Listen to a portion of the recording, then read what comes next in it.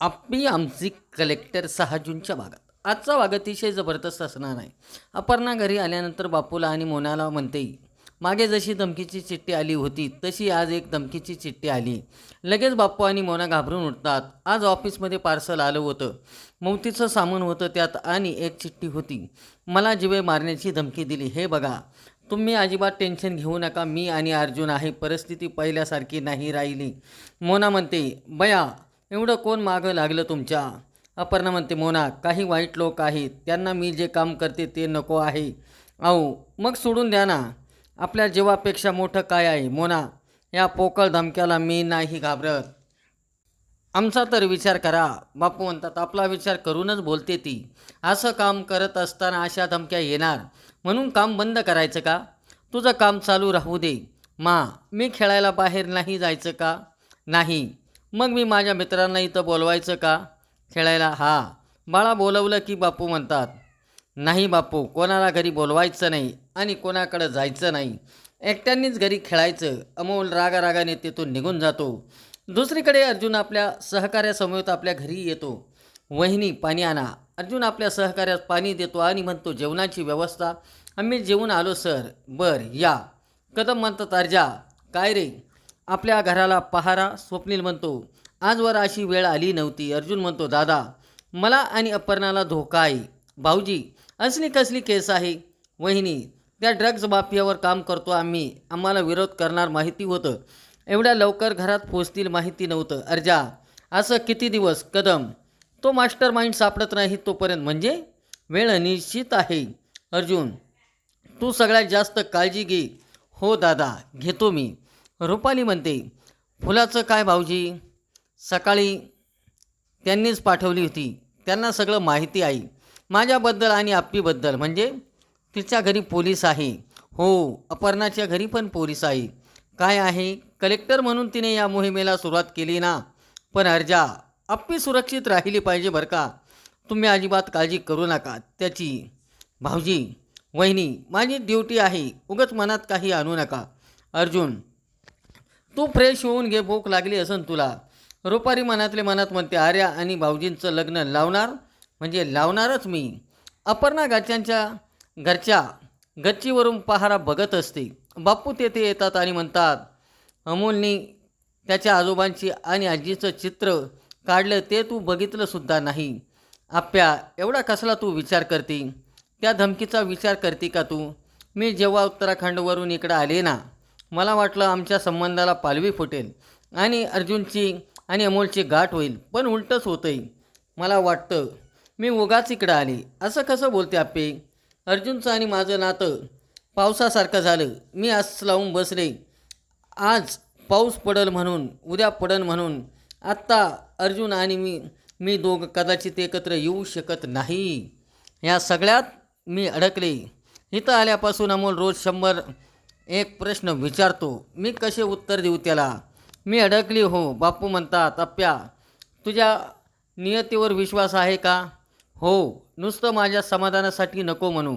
सगळं नियतीवर सोडायचं. मला विश्वास आहे. सगळं नियतीवर सोडायचंच. आप्पे, अशा सोडायची नाही. आप्पे, खचू नको. तुझ्या आणि अमोलच्या मनात असेल तर नक्की काहीतरी होईल. बापू, तारा तुटला हो. बघ सुषमा आहे का नाही? आम्ही आहोत की तुझी आणि अमोलची काळजी घ्यायला. तसावी आपला अमोल फार हुशार आहे.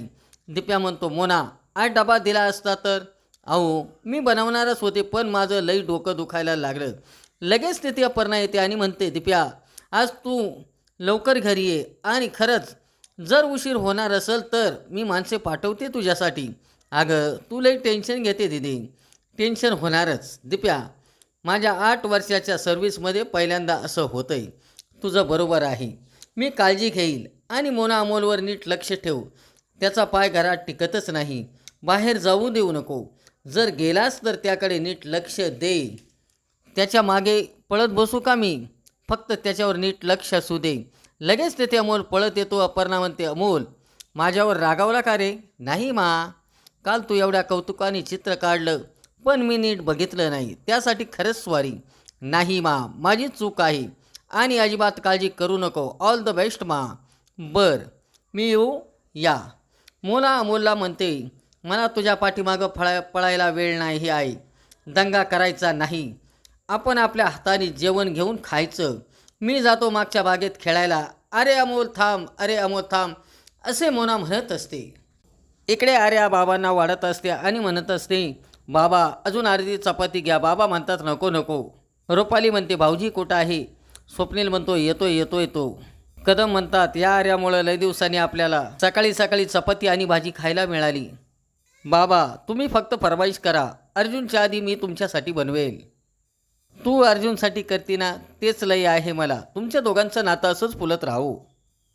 स्वप्नील म्हणतो अर्जुन आज तुझ्या आवडीची चपाती आणि पिवळ्या बटाट्याची भाजी बनवली आर्याने आज. अर्जुन म्हणतो आर्या मी खाईल पण थोडंच खाईन कारण मी रात्रभर जागा आहे. आर्या म्हणते बर तुला लागन तेवढंच खा. लगेच रुपाली म्हणते मी काय म्हणते आर्या आपल्या घरात एवढी रुळली तर मी काय म्हणते आपण लग्नाचं बघायचं का भाऊजी? नाही म्हणजे साखरपुडा झाला ना मग लग्न मी उरकून घेऊ ना. आर्या तुझी काही हरकत आहे का? नाही. स्वप्नील म्हणतो तुला रे. अर्जुन म्हणतो दादा आणि वहिनी आता आपण साखरपुडा केला ना मला हे काम जास्त महत्त्वाचं आहे. आपण नंतर बघू.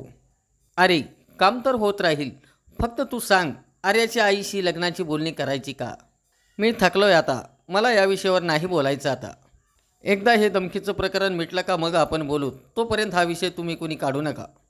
आणि अजून एक आर्याला आणि मला वेळ द्या. आजपर्यंत मी तिच्याकडे फक्त एक मैत्रीण म्हणून बघितलं आहे. आमचं हे असं नातं कदम तुम्ही म्हणता ते बरोबर आहे. आमचं नातं खोलायला थोडा वेळ दिला तर पाहिजे ना. आर्या तू काही गैरसमज करून घेऊ नको. फक्त मला असं वाटतंय आपण एकमेकांना वेळ दिला पाहिजे. आर्या म्हणते अर्जुन तू बरोबर बोलतोय. हे एकदा धमकीचं प्रकरण मिटलं का मग आपण लग्न करू. तू बरोबर बोलतोय. रुपाली मनातले मनात म्हणते भाऊजी वेळ का मागतात? त्यांच्या मनात दुसरे विचार तर चालू नाही ना. इकडे बापू पंखा रिपेअर करत असतात.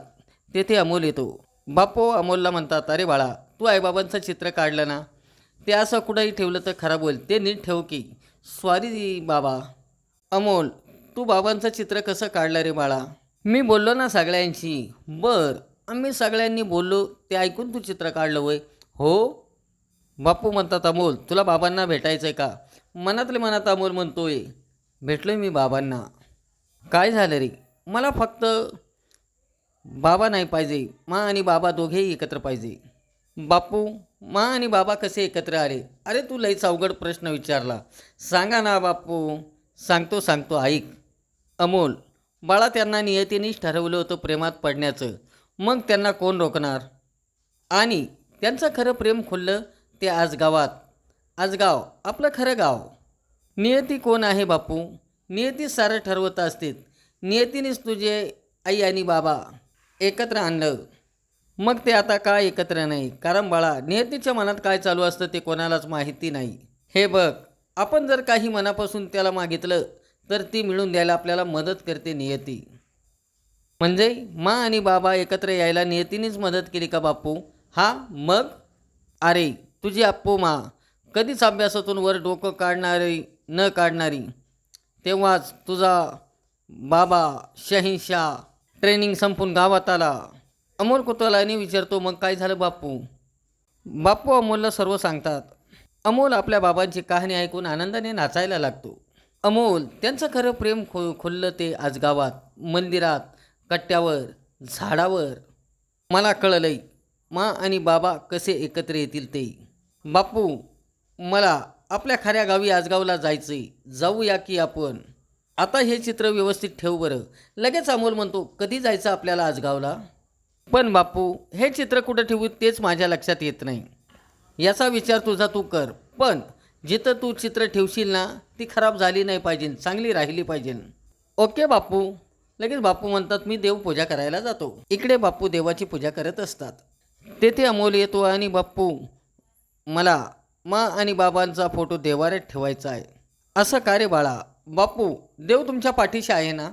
ते तुमची काळजी करतात ना हे तुम्हाला माहिती आहे. तुम्ही त्यांना कधी एकत्र बघितले का? नाही रे. तसंच मी माझ्या आणि बाबांना कधीच एकत्र बघितलं नाही. पण मला माहिती आहे ते कायम माझ्या पाठीशी आहेत. म्हणून मला त्या दोघांचे फोटो देवाऱ्यात ठेवायची. अमोल बाळा एवढ्या लहान वयात लई समज आली तुला. लगेच अमोल हात जोडतो आणि म्हणतो, मा आणि बाबा, माझ्यासाठी तुम्ही दोघे देव आहात. तुम्ही एकत्र यावा, तेही आजगावमध्ये. बापू म्हणतात, नियती, पोरगं झुरतंय, तेही. काय करायचं ते तूच बघ आता. आजचा भाग कसा वाटला ते लाईक करा, शेअर करा आणि आमच्या चॅनलला सबस्क्राईब करा.